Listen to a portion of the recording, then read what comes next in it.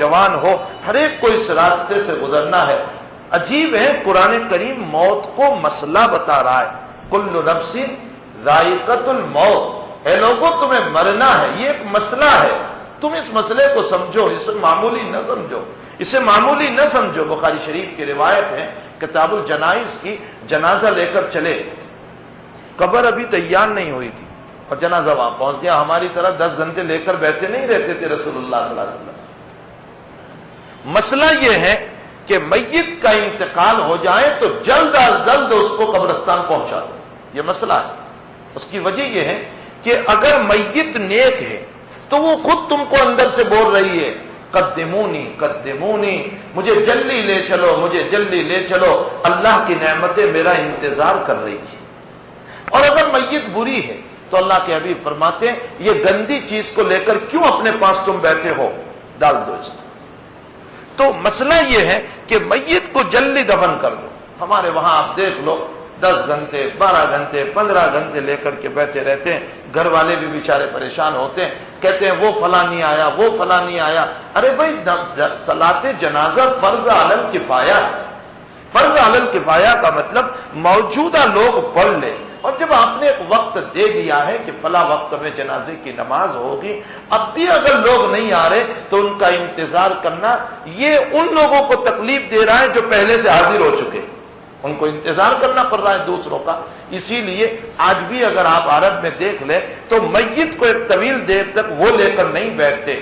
اگر ظہر میں انتقال ہوا تو عصر کے بعد تدفین، عصر میں انتقال ہوا تو مغرب بعد تدفین، مغرب میں انتقال ہوا تو عشاء کے بعد تدفین۔ سنت کے مطابق ہمیں اپنی زندگیوں کو گزارنے کی ضرورت ہے۔ ہم سنت سے بہت ہٹ چکے ہیں، بہت ہٹ چکے ہیں۔ بہرحال اللہ کے حبیب پاک صلی اللہ علیہ وسلم ایک جنازہ لے کر کے جب قبرستان میں پہنچے، قبر کھودی جا رہی تھی، حضرت بیٹھ گئے اور بیٹھ کر ہاتھ میں لکڑی لے کر زمین کریدنے لگے۔ زمین یہ جیسے انسان کسی خیال میں ہو، کسی تصور میں ہو اور بیٹھے بیٹھے کریدتا ہے، اللہ کے حبیب زمین کریدنے لگے بیٹھے بیٹھے۔ اس کے بعد اللہ کے نبی کی آنکھوں سے آنسو بہنے لگے۔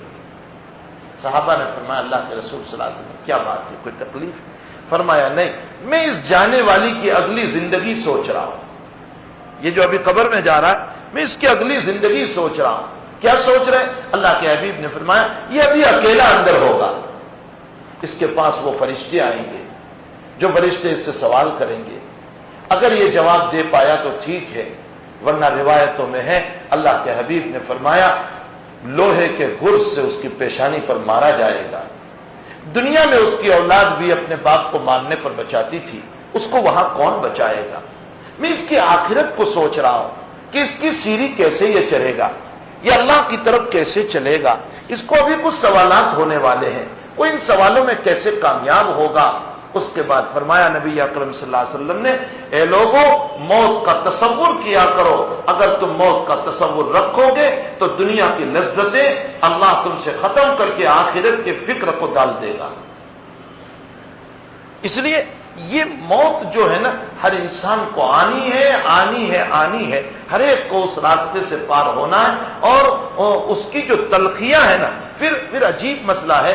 اللہ فرماتے ہیں کل نفس ذائقۃ الموت، ہر ایک کو موت کا مزہ چکھنا ہے۔ اچھا انسان مر گیا، چلو مرنے کے بعد معاملہ ختم ہو جاتا تو بھی کوئی بات تھی، معاملہ فنش ہو جاتا، مر گئے مٹی ہو گئے، معاملہ ختم ہو گیا۔ لیکن میرا قرآن یہ کہتا ہے کہ مرنے کے بعد معاملہ ختم نہیں ہوتا ہے۔ آگے آیت تو دیکھو اللہ کیا کہہ رہا، وَإِنَّمَا تُوَفَّوْنَ أُجُورَكُمْ يَوْمَ الْقِيَامَةِ۔ اللہ نے موت کو ایک مسئلہ بنایا ہے۔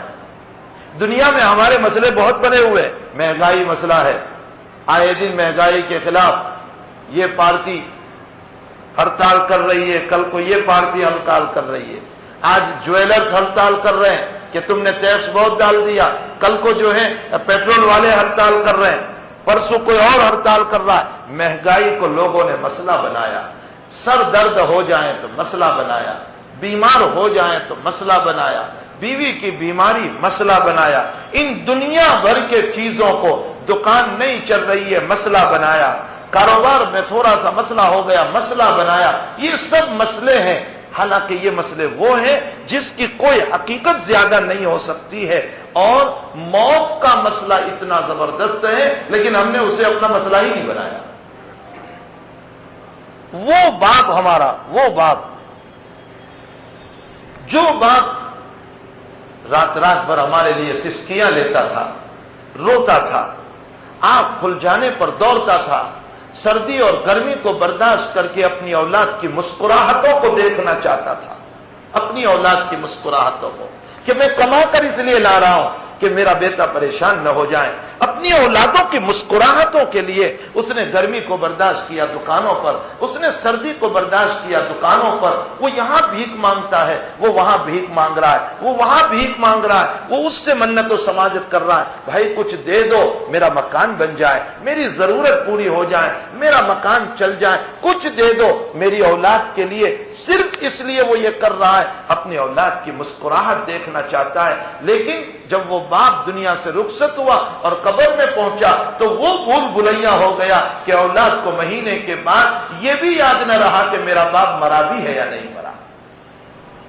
وہ ماں جو رات بھر رویا کرتی تھی، اپنے بیٹے کو اپنے کندھے پر داب کر پورے گھر میں گھوم کیا کرتی تھی کہ میری اولاد کو نیند آ جائے، وہ راتوں کو سوتی نہیں تھی، وہ اپنی اولاد کے چین اور سکون کو دیکھنا چاہتی تھی. وہ صبح اٹھ کر کے اپنے جانے والے بچے کا توشہ تیار کر رہی ہے، اس کا ٹفن تیار کر رہی ہے. میرا لال اسکول جا رہا ہے، میرا لال مدرسے جا رہا ہے، میرا لال جو ہے جاب پہ جا رہا ہے، یہ دکان پہ جا رہا ہے، یہ کام پہ جا رہا ہے، جس کے لیے صبح صبح جلدی سے اٹھ کر اپنی میٹھی نیند کو قربان کر کے وہ ٹفن تیار کر رہی تھی. وہ ماں مری، مہینہ نہیں گزرتا اولاد کو یہ بھی یاد نہیں رہتا کہ میری ماں بھی مر گئی ہے، بلکہ ایک زمانہ گزرتا ہے سال دو سال کا کہ اولاد اپنے ماں باپ کی قبروں کو بھی بھول جاتے ہیں. یہ قبر کہاں ہے وہ بھی یاد نہیں. ہم نے موت کو مسئلہ ہی نہیں بنایا. ساری دنیا کے مسئلے ہیں، لیکن ایک موت کا اتنا اہم مسئلہ، لیکن ہم نے اس کو مسئلہ ہی نہیں بنایا. اللہ تعالی ہم تمام کو اس موت کی حقیقت کو سمجھنے کی توفیق عطا فرمائے. اس لیے قرآن کہتا ہے کل نفس ذائقۃ الموت، ہر ایک کو موت کا مزہ چکھنا ہے، ہر ایک کو موت کا مزہ چکھنا ہے. اچھا مر گئے، مٹی ہو گئے، معاملہ ختم ہو جاتا تب تو ٹھیک تھا، لیکن اللہ کہتا ہے مر کر مٹی نہیں ہونا ہے، مر کر مٹی نہیں ہونا ہے. وَإِنَّمَا تُوَفَّوْنَ أُجُورَكُمْ يَوْمَ الْقِيَامَةِ، ہاں تمہیں حساب دینا ہے. وَإِنَّمَا تُوَفَّوْنَ أُجُورَكُمْ، تم نے سورج کے بازار میں کیا دھوکہ دیا تھا، تم نے اپنی دکانوں پر بیٹھ کر کیا دھوکہ دیا تھا، تم نے مجلسوں میں بیٹھ کر کیا غیبتیں کی تھی، تم نے آپس میں بیٹھ کر کسی کے خلاف کیا پلان بنایا تھا، تم نے حرام روزی کمانے کے لیے کیا چکر چلایا تھا، تم نے کسی کو پامال کرنے کے لیے کیا مشورے کیے تھے. تمہارے ان مشوروں کا پتہ چاہے پولیس کو نہ ہو، ڈی ایس پی کو نہ ہو، ڈی وائی ایس پی کو نہ ہو، پی ایس آئی کو نہ ہو، تمہاری حکومتوں کو نہ ہو، لیکن تمہارے ان پلان کو تمہارا رب بہت جانتا ہے. علیم بذات الصدور ہے. وَإِنَّمَا تُوَفَّوْنَ أُجُورَكُمْ يَوْمَ الْقِيَامَةِ وَإِنَّمَا تُوَفَّوْنَ أُجُورَكُمْ يَوْمَ الْقِيَامَةِ، تمہارے ہر معاملے کا تمہیں بدلہ دیا جائے گا. اچھے معاملے کا بدلہ اچھا اور برے معاملے کا بدلہ برا دیا جائے گا. اور بھائی انسان گناہوں سے رکتا ہے دو طریقوں سے، ایک تو مجبوری کا طریق اور ایک اپنے اختیار سے. ایک مجبوری کا طریق اور ایک اختیار سے. اللہ نے بندے میں دونوں چیزیں ڈالی ہیں، بندے میں دونوں چیزیں. ایک جگہ اللہ فرماتے ہیں قرآن کریم میں فَأَلْهَمَهَا فُجُورَهَا وَتَقْوَاهَا قَدْ أَفْلَحَ مَنْ زَكَّاهَا وَقَدْ خَابَ مَنْ دَسَّاهَا فَأَلْهَمَهَا فُجُورَهَا وَتَقْوَاهَا. میں نے اس انسان میں، چاہے وہ مرد ہو چاہے وہ عورت ہو، میں نے اس انسان میں اچھائی بھی ڈالی ہے، برائی بھی ڈالی ہے، اچھائی بھی ڈالی، برائی بھی ڈالی، تقوی بھی ڈالا اور کس کو فجور بھی ڈالا ہے. لوگ پوچھتے ہیں خواہش کس کو کہتے ہیں؟ خواہش آج کل بعض لوگ پوچھتے خواہش کس کو کہتے ہیں. ہمارے ایک طالب علم نے مجھ سے پوچھا کہ حضرت یہ سبق میں سنتے رہتے ہیں خواہش، تو خواہش کہتے ہیں کس کو؟ میں نے ایک آسان زبان میں جو حضرت عبداللہ ثانوی رحمۃ اللہ علیہ نے تعریف فرمائی وہ تعریف میں نے کی. میں نے کہا دیکھو خواہش کا مطلب ہوتا ہے، آپ بھی سمجھ لیجئے اس بات کو، خواہش کس کو کہتے ہیں؟ خواہش کا مطلب ہوتا ہے کسی چیز کے پیچھے دل میں خلبلی پیدا ہو، دل پریشان ہو اس چیز کے لیے، اس خلبلی کو اور اس پریشانی کو خواہش کہا جاتا ہے. اب اچھی چیز کے لیے بھی دل پریشان ہوتا ہے، بری چیز کے لیے بھی دل پریشان ہوتا ہے۔ اگر بری چیز کے لیے دل پریشان ہے تو یہ بری خواہش ہے، اور اچھی چیز کے لیے دل پریشان ہے تو یہ اچھی خواہش ہے۔ انسان کو نماز پڑھنے کے لیے دل پریشان ہے، یہ آدمی نیک ہے، یہ اچھی خواہش ہوئی۔ اور اگر کسی کو دیکھنے کے لیے، بد نظری کرنے کے لیے، اجنبی عورتوں پر نگاہ ڈالنے کے لیے، اخبار کی تصویروں کو کاٹ کاٹ کر صرف لذت لینے کے لیے، یا موبائل میں اچھی اچھی تصویروں کو لے کر صرف دیکھتے رہنا، یہ بری خواہش ہے۔ اب دل اندر سے اگر بے چین ہے کہ موبائل کھول رہا ہے دیکھنے کے لیے، اور پریشان حال ہے کہ میں کب دیکھوں اس کو خواہش کہا جاتا ہے۔ یہ بری خواہش بھی ہے، اسی کو اللہ نے کہا فَأَلْهَمَهَا فُجُورَهَا، میں نے بری خواہش بھی ڈالی ہے، وَتَقْوَاهَا، اچھی خواہش بھی ڈالی ہے۔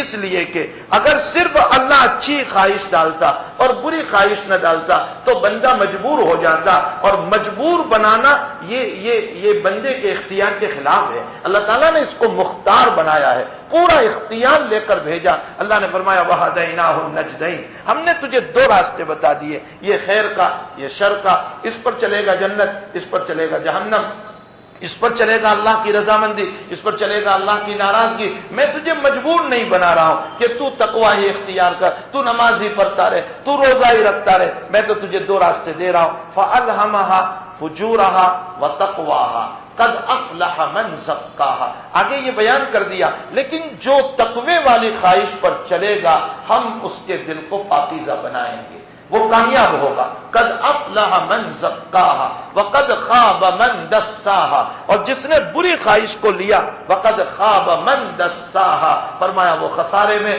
وہ نقصان میں، وہ ہلاکت میں، وہ بربادیوں میں جائے گا۔ وقد خاب من دساہا۔ اب دیکھیے کسی گناہ سے روکنا یا تو اختیار سے ہوگا یا استرار سے ہوگا، یا تو مجبوراً رکے گا یا اپنے اختیار سے رکے گا۔ اگر مجبوراً گناہ سے روکا ہے، مجبوراً گناہ سے رکا ہے تو کوئی ثواب نہیں ملے گا بلکہ اوپر سے گناہ ہوگا۔ مثلا آپ موبائل میں گندی تصویر دیکھ رہے ہیں، یا آپ کمپیوٹر میں گندی تصویریں کھول کر بیٹھے ہوئے ہیں، یا کوئی سنیما کھول کر، کوئی فلم کھول کر کے بیٹھے ہوئے ہیں، یا عریانی تصویریں کھول کر کے بیٹھے ہیں، یا گھر میں اللہ معاف فرمائے ٹیلی ویژن پر گندی تصویریں اور گندا فلم میں دیکھ رہا ہوں، اور اتنے میں کوئی بڑا آ گیا، ہمارا استاد آ گیا، شیخ آ گیا، باپ آ گیا، بھائی آ گیا، ماں آ گئی، جسے ڈر لگتا تھا۔ ارے بعض وقت تو انسان اس لیے بھی ڈرتا ہے کہ بیوی آ گئی، کہے گی اچھا تم ایسی چیزیں، تم اس کے ساتھ لگے ہوئے ہو، تو بیوی کے خوف سے بند کر دیا، باپ کے خوف سے بند کر دیا، ماں کے خوف سے بند کر دیا۔ معلوم ہوتا ہے کہ یہ جو ٹی وی کو اس نے بند کر دیا اور غلط سیریل دیکھنا موبائل میں اس نے بند کر دیا، یہ اللہ کے خوف سے نہیں ہوا، یہ تو مجبوراً ہوا، اپنی عزت کو بچانے کے لیے دوسروں کے خوف سے۔ اس بند کرنے پر کوئی ثواب نہیں ملے گا، اوپر سے ڈبل گناہ ہوگا۔ اور ایک یہ ہے کہ آپ نے اس کو بند کر دیا اس نیت سے میرا اللہ تو مجھے دیکھ رہا ہے، میرا رب تو مجھے دیکھ رہا ہے، کوئی نہیں دیکھ رہا میرا اللہ تو، میں چپکے چپکے موبائل میں دیکھتا ہوں گندی تصویروں کو، لیکن وہ تو مجھے دیکھ ہی رہا ہے، وہ آج نہیں تو کل میرا راز فاش کر دے گا، وہ مجھے اگر اس نے ذلیل کر دیا، اس کے خوف سے جس نے اس کو بند کر دیا، یہ ثواب ملے گا اور ڈبل ثواب ملے گا۔ ایک اختیار سے رکنا ہوا اور ایک مجبوراً رکنا ہوا۔ مثلا ہماری مجلس یہاں لگی ہوئی تھی اور میں غیبت کر رہا تھا، آپ بھی غیبت میں مبتلا، میں بھی آپ کے ساتھ غیبت میں مبتلا۔ اب جس کی غیبت ہم کر رہے تھے وہ صاحب آ گئے، ہم بیٹھے ہوئے تھے غیبت اور وہ صاحب ہی آ گئے۔ اب جب وہ آئے ہم فوراً بات کرنا بند کر دیا، اچھا تشریف لائیے، آپ کا ہی انتظار تھا، آئیے تشریف لائیے، یہ کہہ کر کہ ہم اس کو بلا